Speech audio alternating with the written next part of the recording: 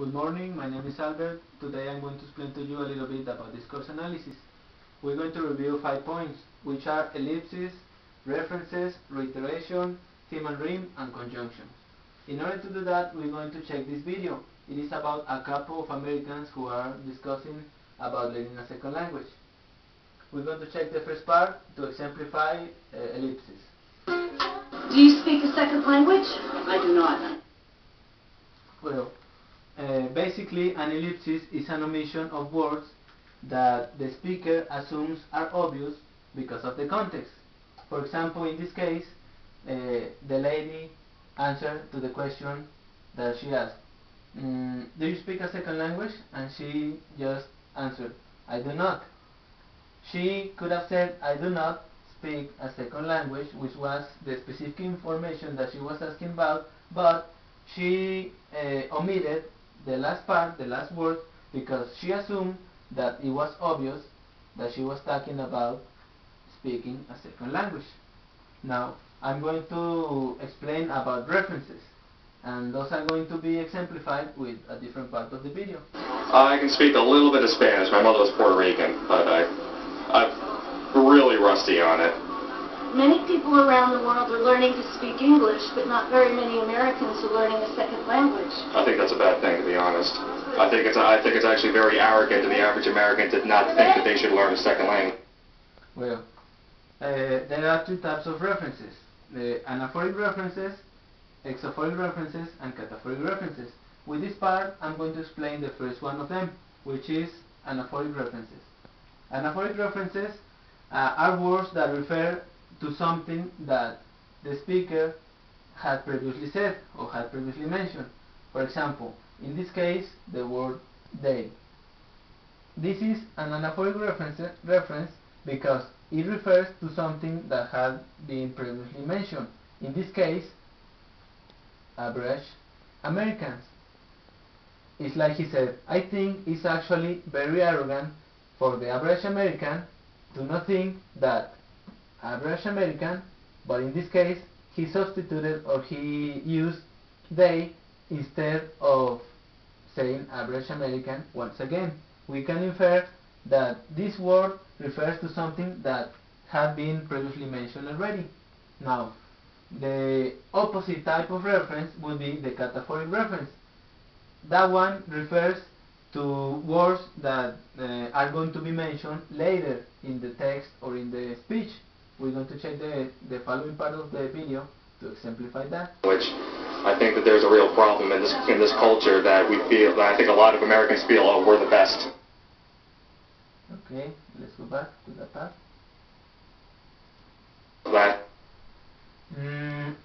For example, an example of cataphoric reference in this part would be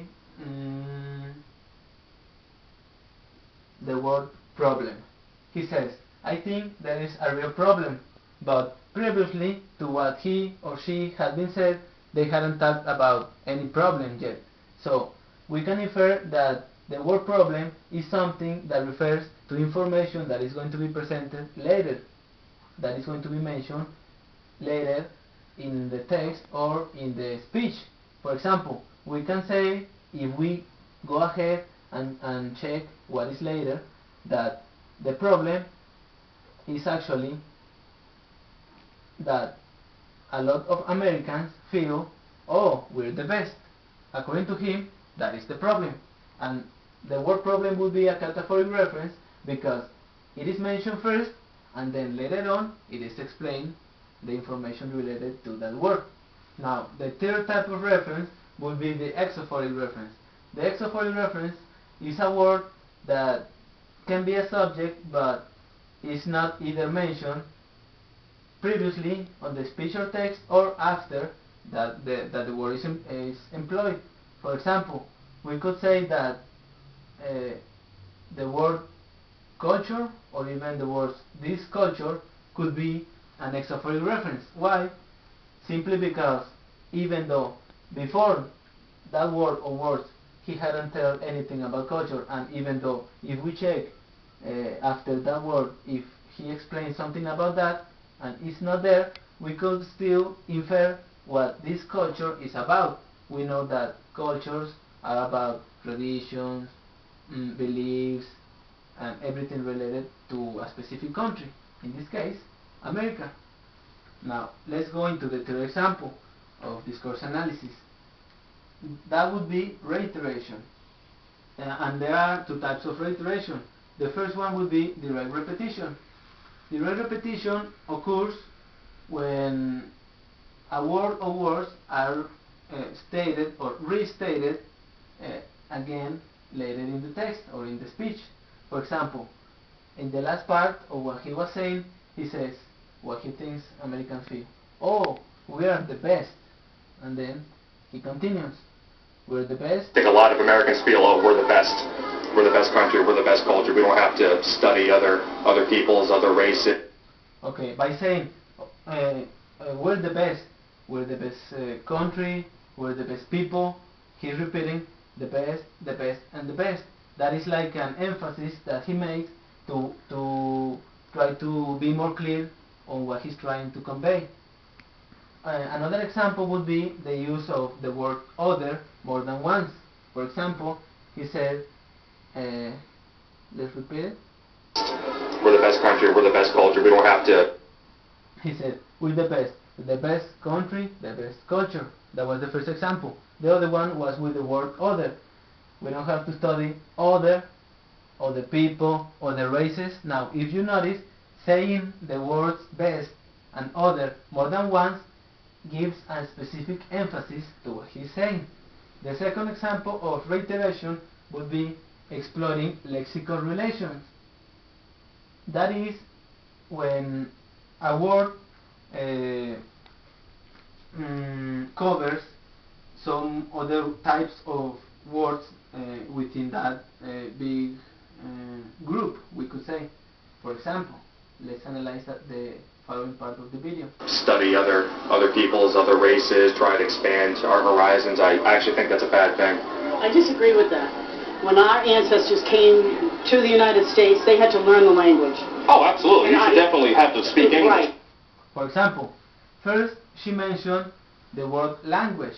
They were talking about language. And then when he interrupted, he said, oh, definitely, you should have to speak English. He didn't say language again. In that case, the word language would be a hypernymy of the word English.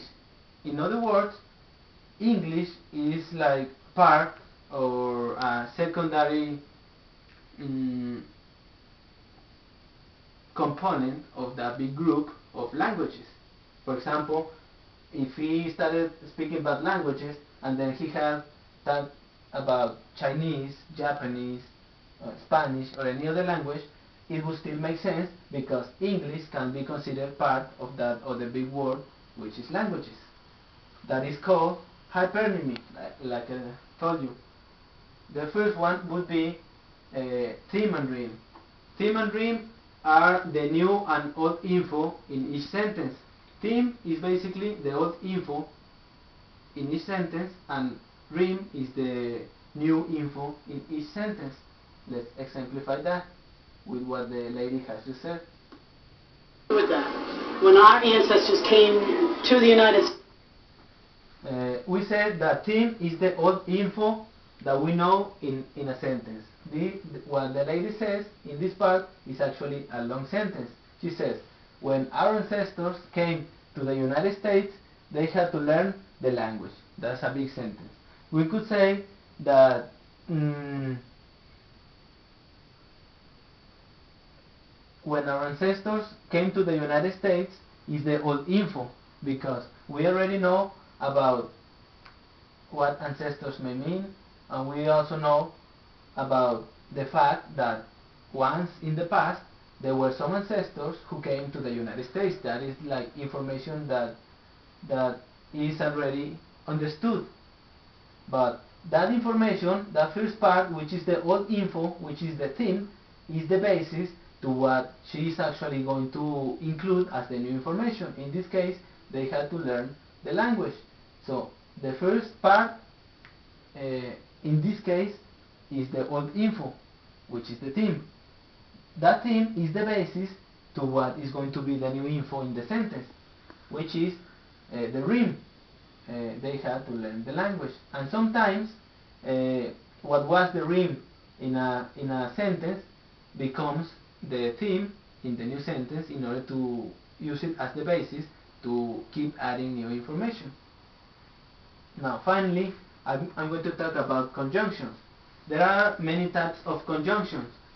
Conjunctions are words that join together words, sentences, or clauses. There are many types of conjunctions, but according to this video, we are going to analyze only one of them. States, they had to learn the language. Oh, absolutely. You should definitely have to speak English if you become an American. Don't get me wrong. But that's not true. For example, here, she was saying something and then he interrupted.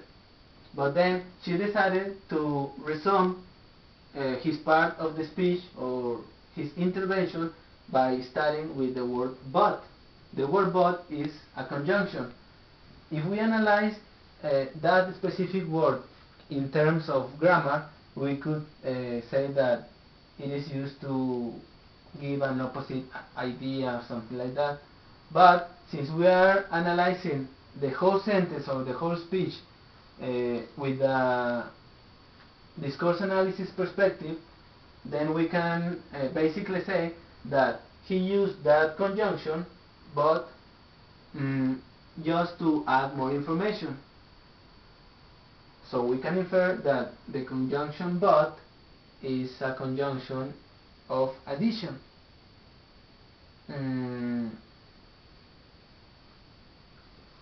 The conjunction but? No, and that, I agree. I think you really should. If you Yeah. come into a country and you plan to live there, you should at least learn their language. Oh, yeah, no. I think it should be the option of us whether we want to learn another language. Oh, yes, absolutely. I definitely believe that if that's another pet peeve, I really don't think that it's fair that I should have to placate to someone else who can't be bothered to learn English. But at the same time, I think in order to gain a... That's another example, exactly with the same conjunction. He was saying something and he just intended to keep adding information and to keep saying facts to keep enlarging what he was saying.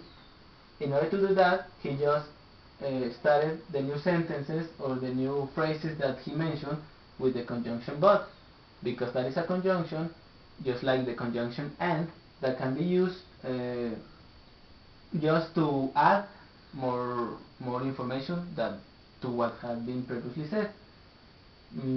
There are many other types of conjunctions, as I said, but in this example, with this video, that is the one that is the most employed. Now we're just going to see the rest of the video, which is about to end, and then that's going to be it. greater understanding of the world, you should learn a second language. But yes, definitely you should.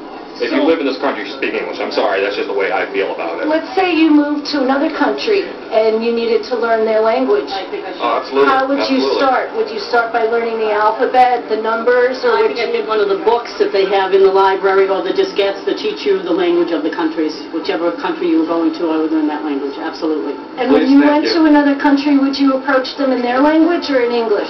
In their language, I would try to be as good at it as I could be. Please and thank you. Those should be the first two words you should learn. Please and thank you. And have a nice day. Right. Well, that was basically it. Hopefully the information I presented was useful to you. Within the discourse analysis, there are many other aspects that can be checked, but with this specific video, we were able to analyze 5 of them, which were ellipses, references, reiteration, theme and rhyme, and conjunction. Thank you guys, and see you next time.